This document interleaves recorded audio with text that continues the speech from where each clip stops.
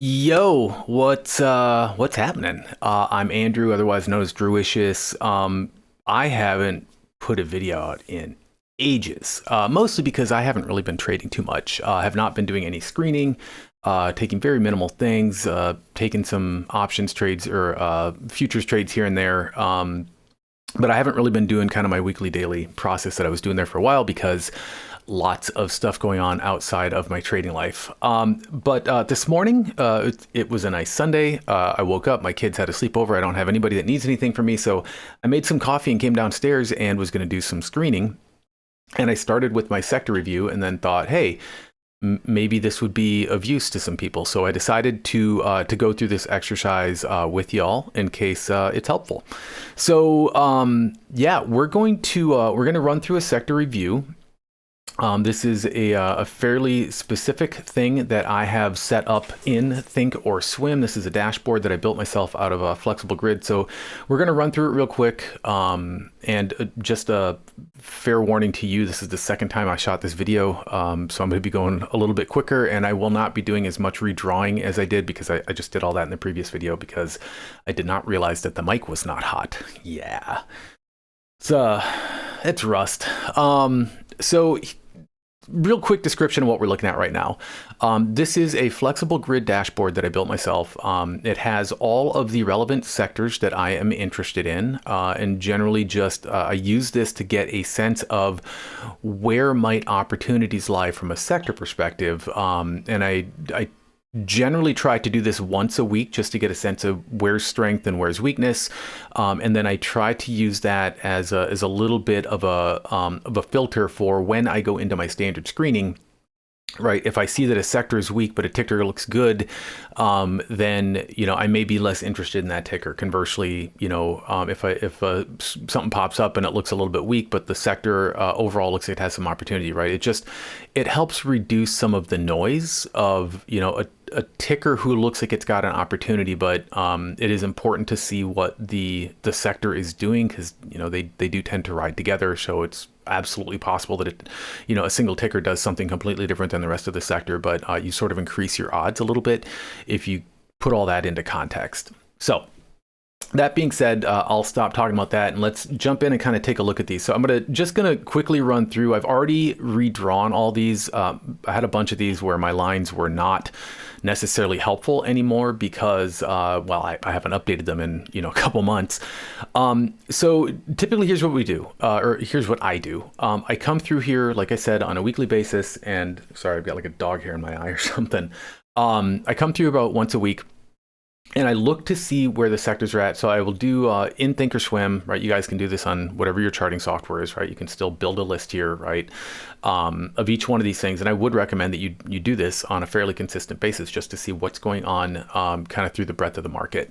So I'm going to maximize the sell here. We're going to start with SMH, right? Semis. We all know what's been going on in the semiconductor space here, especially with the big beat from NVIDIA lately.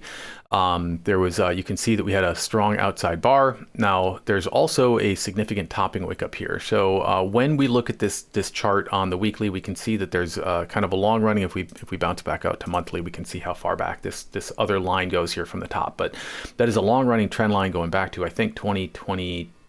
Actually 2019, 2018, it's pretty far back there.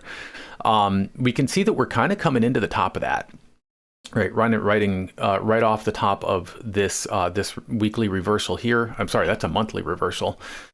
And, a bit of a pullback. And so we're coming back up and we are testing we're already at all-time highs for the ETF itself. And so I would absolutely not tell you that you should go short here, right? There's a lot of strength in this sector, but we do see a little bit of an indication here of a retrace.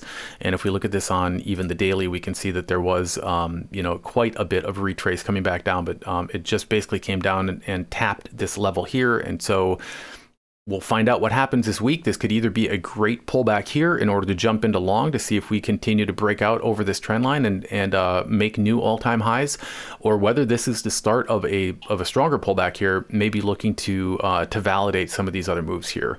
So we'll find out. I am watching this for short, but I am not taking a short until I see further confirmation. So, sector-wise, right, we're very strong. We're at the top. This would, to me, indicate like I'm not looking to go long here unless I find a significant pullback that gives me a better swing entry opportunity. Up next, we have consumer discretionary spending. So you can see this one as well. We're at the top of a consolidation trend line here. We do have, kind of there's a head and shoulders with a bit of a move up, and we can see that we stopped at the shoulder line, came back down, bounced off this lower trend line again, and then we're back up. We're retesting this upper trend line. We're at a previous high, so we could see a breakout of this pattern, or we could see this turn into a double top with another rejection here to come check out this lower trend line as our consolidation tightens here. So for consumer discretionary, I am going to be watching this. I would be short if I see some additional weakness here, but I think kind of based on what I'm seeing here, I am expecting this to break out of this and potentially break through, come back and test, and maybe take off from there. So definitely some opportunity in this sector and plenty of room up. This is definitely not like an overextended move or anything like that. So there's plenty of room for this to run and potentially come up here and test kind of this 190 zone where we had some previous rejection. So keeping an eye on this one as well. We'll restore and move on to the next one. Next, we've got energy. Energy, you can see similar type of consolidation, right? So we've got kind of this strong trend line here at the bottom. We had a little bit of a break, but we recovered from that pretty nicely. That looks like more of just a quick wick below on the monthly. And then you can see it's not a real strong top line at this point, but it does kind of indicate that there's a little bit of a trend line here at the top. So we're coming off the bottom. We're a little bit in the middle of the range here, but we are near a little bit of liquidity. So if we come over this 87 sector, this 87.50 range here, we could find a bit of a move further up towards the 90 zone. So energy, a little bit of a rally, and we could see more here depending on what happens. So nothing here to indicate that you should like take a position, but if you're currently in energy as I am, and a couple of just like, equity swings right now, I would like to see a move up here, mostly selfish. like to see a move up here so that my positions get a little bit better, because I'm down in a couple like Charge Point and some of the other Bloom Energy, stuff like that, not where I'd like it to be. So we'll see what happens with that one. Moving on, healthcare. Let's take a quick look at this one. Healthcare has been on a rip. I do not have any positions this in the moment. Sure wish I did. Look at this weekly move. We are at all-time highs. We've cleared all of the tops here handily, and with quite a bit of strength. Very little topping indication here on the weekly. We can take a look at the daily here, but I don't see anything other than we have a little bit of an abandoned baby doji up here. So we're up here, not significant volume on that doji. So I don't know, right? It indicates market indecision, but I don't know that we're looking for a reversal here. I don't see anything that indicates a topping pattern. So we could see some additional upside here on this sector, and but at some point I would expect a bit of a retrace to come back down here and validate some of this pricing. So when this starts to show weakness, there may be some short opportunities in healthcare. Nothing I'm going to take a position on today. All right, let's take a look at real estate. Real estate is kind of a little bit of a consolidation pattern forming here. It looks like if we see a move up, we are gonna you can see that we bounced off this lower level, came up, tested the upper trend line, which doesn't have a ton of touches, so I don't trust this upper trend line all that much, right? But you can see a little bit of this arc, which could potentially build into what would look like a consolidation pattern, like a Wyckoff consolidation pattern, potentially for a move up in order to do some distribution up here if we're able to find some strength. But we do have a level here that has a number of touches, kind of going all the way back to here. So we would need to come up here, test this line, and then break this one in order to see that sort of a move. So nothing here that I'd take a position on, but if we do see some rate cuts or something like that coming up here, we may see a big move in the real estate market, depending what happens with the Fed and rates. All right, moving on. Let's see here. I think this is industrials. Industrials also having a move here, just like healthcare. Strong move to the upside, a little bit of a trace. They've actually looked very similar if there was an overlap, I'd guess. Although the trend line here is a little bit different. You can see that this one on a monthly, if we give it a little bit more time, if we go back 10 years, we can see that that's a long running trend line. And we are, so yes, all-time highs and just kind of testing this long running upper trend line. So if we see a burst through this, right, we could just see it keep on trucking, but I would start to maybe keep an eye for potential pullback here, or maybe some weaknesses if this starts to exhaust a little bit. You can see that this move has happened on not necessarily amazing volume, right? You can see that the volume's kind of heading down while the move is heading up. Granted, that's on the weekly or on the monthly. Let's take a quick look here. Again, this move here is not necessarily like super significant volume. So it is bussing, but it is not necessarily picking up volume strength. So I will keep an eye on this sector just to see if there might be a little bit of a pullback in range here. I'm not set up on these charts for like RSI or any of the other kind of indicators where you could look for like divergence, but y'all could do a little bit more research there if you want to. So industrials will be one that I am kind of keeping an eye on for some weakness and potential reversal as we test that upper trend line. All right, moving on into consumer staples. You can see that we're kind of in this trend line, or this kind of general slightly down channel. We have some zones in here. We've broken out, nice strong move off of the bottom trend line here. Actually, we had kind of a meeting here of both the channel trend line and this longer running trend line from the lows of 2020. And then we've got this kind of fairly consistent supply zone up here that we have not been able to get through, but we have some room to get there. So I would say that we still have room for upside here to at least check this area. What I'd be looking for is a rejection right around here as we clear this liquidity range, right? If we come up here and we grab this liquidity, be right about where we'd be running into this upper channel. So if we were to see a move up towards this area, I would be potentially looking for a move short around here if I do see some weakness. So that'll be in consumer staples. So that is kind of a wait and see as far as I'm concerned. Since we're not really at a trend line, I would say that there's more risk than I'm interested in for a swing at this point to take any positions. All right, just four more, guys. Let's see here if we keep on rolling. We're into materials. You can see materials. We have a couple of trend lines here. I left this one. You noticed on a lot of the other channels, or a lot of the other charts, I'm just kind of mapping outsides of trend lines, right? All-time lows, all-time highs, right? We can see that there's a lot of consolidation going on in a lot of the sectors here. I've left one in the middle here. This line has a lot of touches. Could be an algorithm, may just be something that it could be a mistake, but with that many touches, there is some significance to this line as well. So I've left that one in here as well. But you can see it came down. Nothing bounces off of necessarily a moving average, but you can see that the 21 did hold here.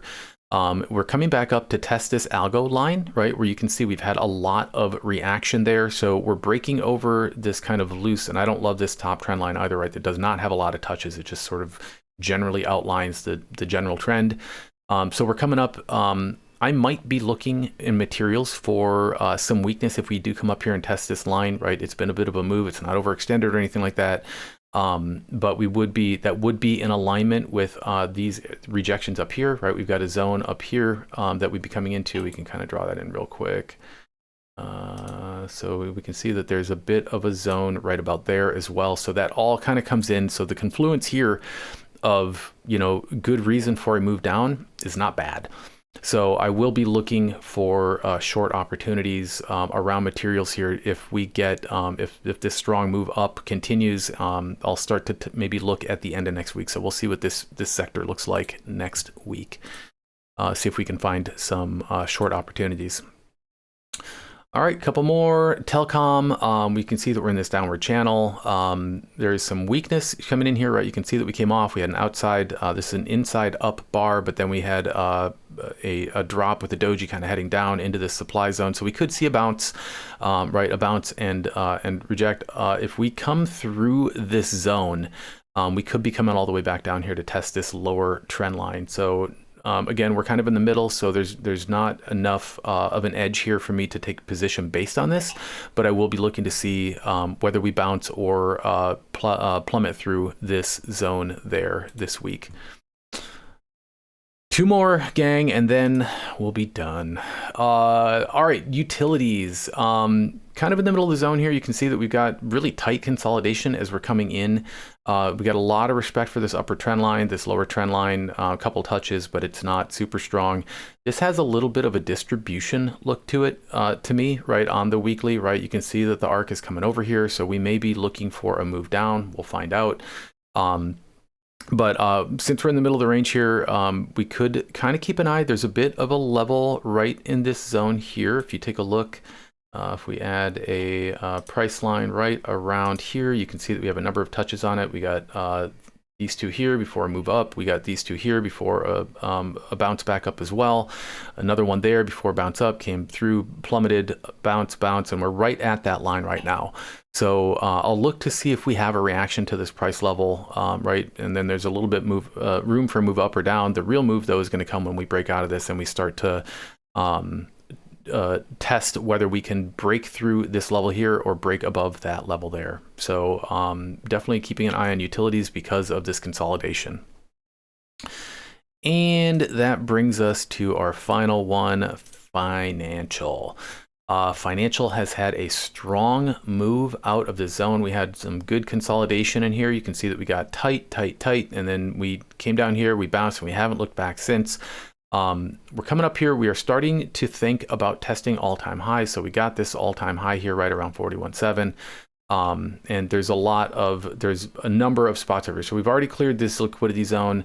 We're testing this liquidity zone. There will be another set of stops above the all-time highs. So, but and after a pretty extended move, what I might be looking for here is a test to come up here, make a new high, and then potentially come back down. Now financial could absolutely keep going. It's been a good year for banks so far.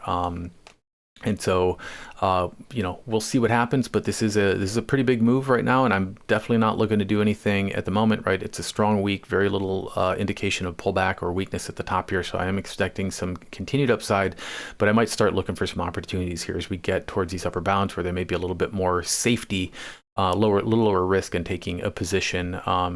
But again, I'm not stepping in front of a bus. If this continues to look strong, I'm definitely not going to be taking it short.